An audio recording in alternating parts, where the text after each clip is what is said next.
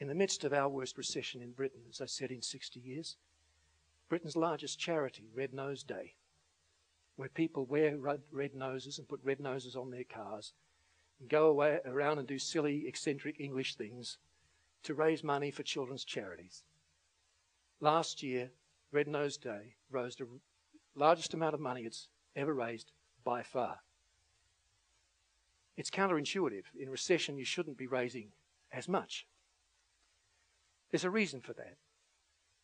When material security goes down in a community, when people can't define who they are by the size of their wage packet, their stock portfolio, or how many cars are in the driveway, they look for other ways to define themselves and describe their values to the world.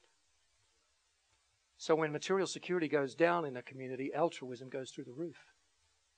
If you run a charity today, this is not the time to stop asking people for money. You may get less, but what you do get will have much greater emotional commitment attached. And the emotional commitment is worth, in the end, a whole lot more than the money.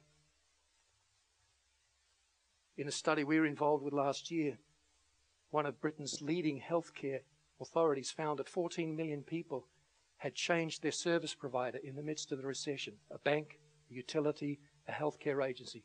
14 million out of 69 million had changed in the middle of recession.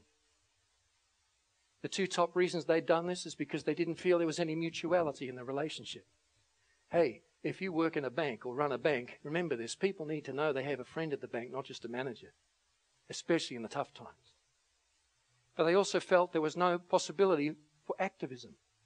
People don't want to be consumers anymore. They want to be activists. That's why ethical buying is on the rise. That's why people pay at Starbucks to have fair trade coffee. That's why volunteerism is on the rise in most of the Western world. More people are volunteering for the third sector than ever before. Because people want to turn their consumerism into activism. I want to invest in companies that will take something of what I give them and use it for a purpose beyond their own bottom line profits. Sustainability is part of that. It's gone. This guy on the far side, that's what an eco-environmental warrior looked like in 1990. This guy Swampy used to sleep under bridges in London and come out and demonstrate. Here we have the former director, the former chairman of Marks and Spencer. That's what an eco-warrior looks like in 2009.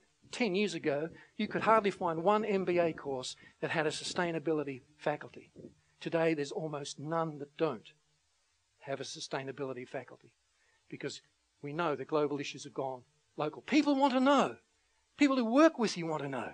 There's some altruistic element. I know.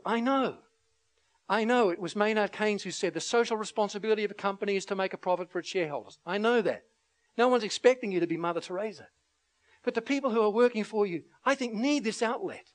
Do you know BT, the British Telecom people, donate 20,000 work days a year to charity. They allow their workers 20,000 days to invest in different causes in the local community and international NGOs and beyond. What a wonderful thing. Not asking you, as I said, to be Mother Teresa, but just to facilitate, to allow time for people to take part in that kind of volunteer activity, to promote giving to some sort of, maybe you've got a charity in mind that your company could really get behind and isn't yet doing so. Allow vacation schedules sometimes, where possible, to coincide with people volunteering for things. Not always doable, but sometimes it is.